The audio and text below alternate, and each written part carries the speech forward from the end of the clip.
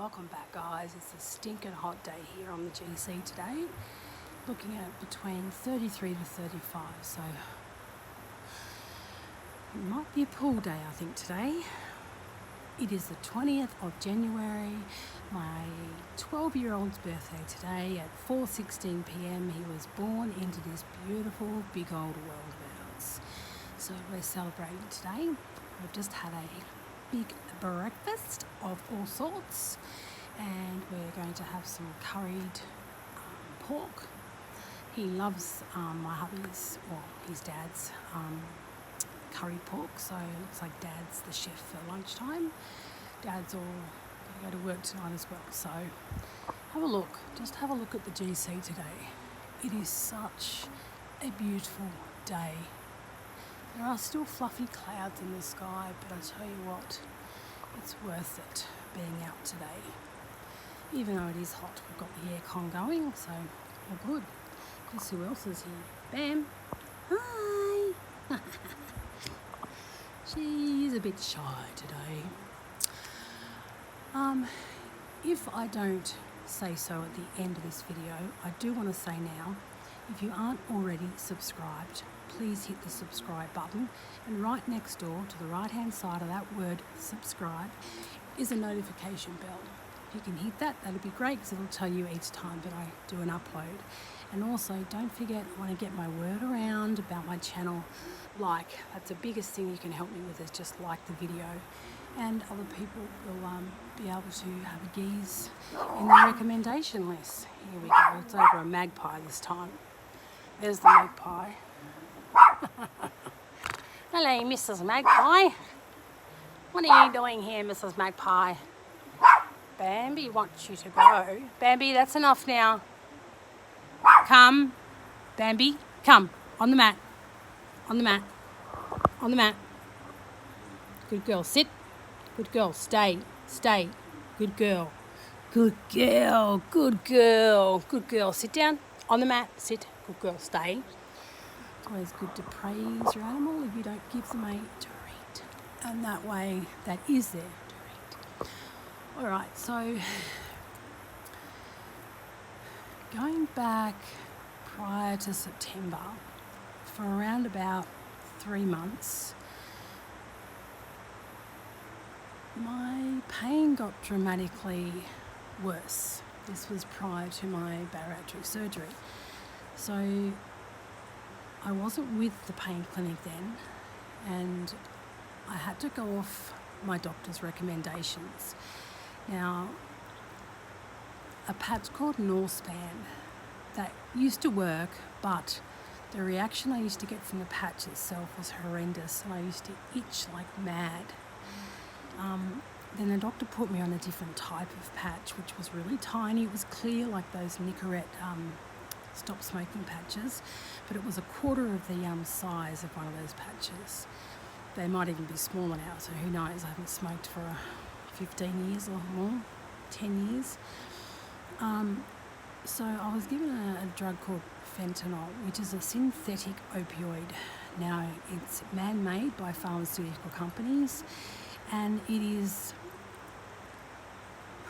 the world's, I think I'd be safe to say, the world's unsafest hit anyone can have. And in America at the moment, and in some states of Australia, fentanyl has hit an all-time large figure, where addicts will actually have a hit of fentanyl rather than heroin, because even though heroin apparently, and I'm only going off what I watch, and it's on YouTube unfortunately, heroin can give you a hit that may last all day, whereas fentanyl you may have to inject or snort, or however other ways of doing it. You'd have to do it more than once a day. But with the fentanyl, it can be 50 to 100, even to 150 strength stronger than what a heroin hit would be, and this is what is killing people all around the world. Now, I didn't really do much research when I first got put on this drug, and I've been told that I wouldn't be the type of person to become addicted to a drug. And that was what my psychiatrist told me. But bearing in mind that I do have persistent pain, and someone with persistent pain is categorised as someone who has severe or acute pain for more than 3 to 6 months, and that's definitely myself. I don't enjoy the feeling I get from the opioids that I do take now, but I have had fentanyl in the past, along with Valium and Endone. They're all man-made drugs as well, but some of them are a derivative of a plant called a poppy. Now, fentanyl it's not derived from nature itself. It's actually synthetic, and it's made in a laboratory. And apparently more people around the world, not just the US, are getting stung and overdosing, because, as I said, it can be 150, let's say, milligrams stronger per gram, whatever it is that they measure it out. I'm not too sure. It can be a lot stronger. So people are dying from it. They're dying from injecting themselves with this fentanyl, which is up to 150 grams stronger than just a normal hit of heroin. It is a drug that it is a drug that you will be, can I put it, because the ones that I'm on, I'm actually addicted to them. And if you're on them for a long period of time, you have to wean your body off them, because your body will go through a weaning off sort of phase. You get hot and sweaty, you may even feel like you need to vomit, you get very anxious, nervy, all that type of stuff. I haven't hit the stage yet where I have to be weaned off a particular drug that I'm on, but I can reassure you, after watching the material that it was suggested for me to watch, I'm more scared of being addicted to the opioids than what I am about my back pain. That's currently. I've been awake since 4:30 this morning watching videos about real life documentaries who follow around Native America, normal sort of suburban or country towns, and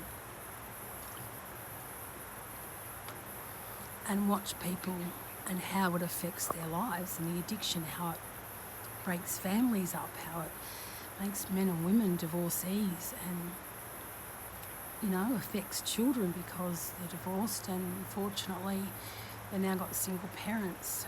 One of them may be addicted to opioids and the other not, and trying to make the other one see sense, but they can't because they're not ready to sort of. It really did scare me, the fentanyl. Now, I'm not on it anymore.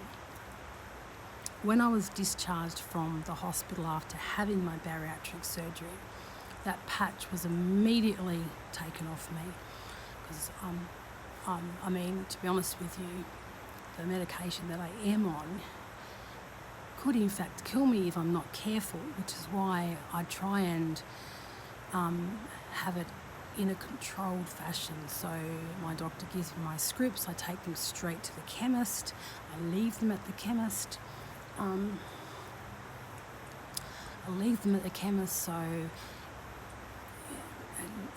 I go to the chemist, they make up a Webster pack for me with my days, so there's no confusion over what I have in the morning or what I have in the night. I do safeguard myself in a way that if, for example, for some reason I just wanted to, because I can, I take my scripts to the chemist, or it's not even that, because technically the systems all match together. So if I did do that, then the chemist would be able to see at the different pharmacy the date that I was last dispensed that particular drug. So there's no real ways of getting away with the extra scripts so that you can sell things. And look, the video was daunting. It was really raw to the extent I have to show you how game these turkeys are. Now, my next door neighbour has really gone to the effort to safeguard their frangipanis, but this is the same bloody turkey that actually climbed up onto the branches of the frangipani.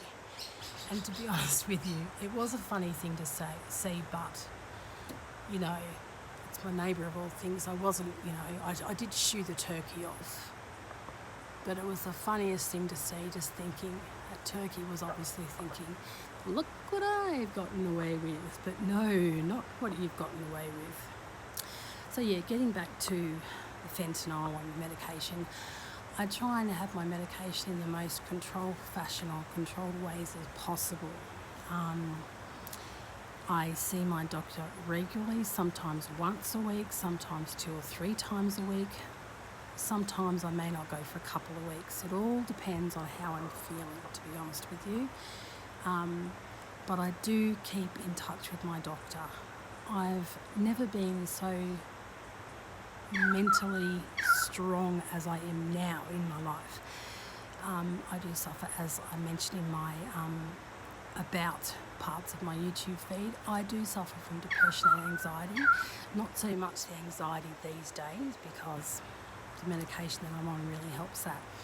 My ultimate aim is to come off my opioids and just remain on the medication for my depression, anxiety, which is also for spinal injuries.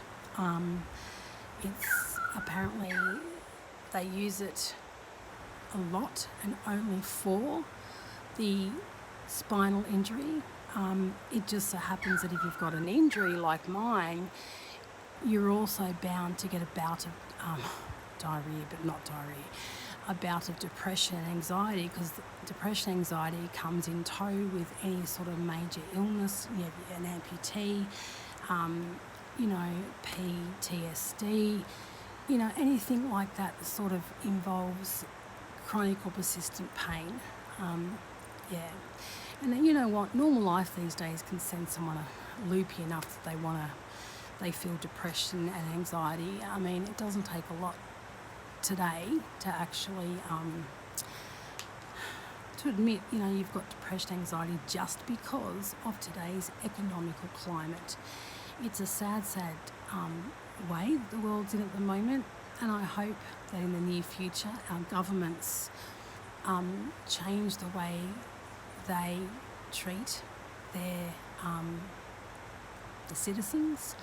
We're not really, I don't really want to go into that right now, because this vlog was meant to be basically about fentanyl and the fact that I'm as scared as hell, and I'm thankful that I'm off it now, because one major thing that I couldn't cope with, that a heroin addict, why they keep going back, is the hit and the way it makes them feel, euphoric in a sense. I don't like that feeling. I hate that feeling. As a matter of fact, I personally think that's why I'm getting these dizzy spells and all the rest of it from the opioids. But it's a nice sensation that you get. You feel like you're floating on cloud 9, and which is how I would describe it, quite euphoric. And to be honest, I've always hated roller coaster rides. I can't even watch them on TV, unfortunately, because they make me dizzy. So it's the euphoria that makes the drug addicts go back to the product. This is why the psychiatrist actually told me that I wouldn't make a good addict, is because I describe the feeling that it gives you. It's a terrible feeling. I hate that feeling. And I think it's because I like to be in control of my life, and by taking this or having this, it does actually it takes away a lot of my control ability, and it does. I mean, it's great to help me sleep, and one thing that I do fear also when I'm coming off this type of medication is, am I going to be able to fall asleep, like I normally have been able to whilst on these drugs?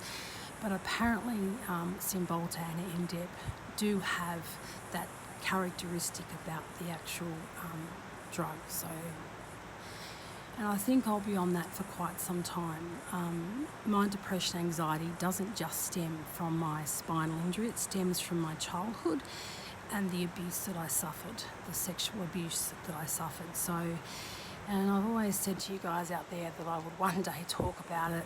To be honest with you, I'm just not ready to talk about the sexual abuse that I underwent as a child. I've been to therapists, psychiatrists, psychologists, and I'm happy to talk to them one-on-one, but it's just different. It's very different wanting to tell the world out there what happened and how you feel about it. So maybe one of these days I will, but for now, this good old video has to come to an end. But overall, my opinion about fentanyl is, thank Christ I'm off it. I hated the feeling it gave me, and although the one thing I didn't hate about it was the fact that my pain was lowered from a 4 to a 5 down to a 1 or a 2. So if you haven't already, folks, don't forget to subscribe, hit that notification bell right next to that subscribe word, and don't forget to give me a thumbs up, because that is going to be what is recommended to other people out there in the world. So for now, I say bye for now, BFN.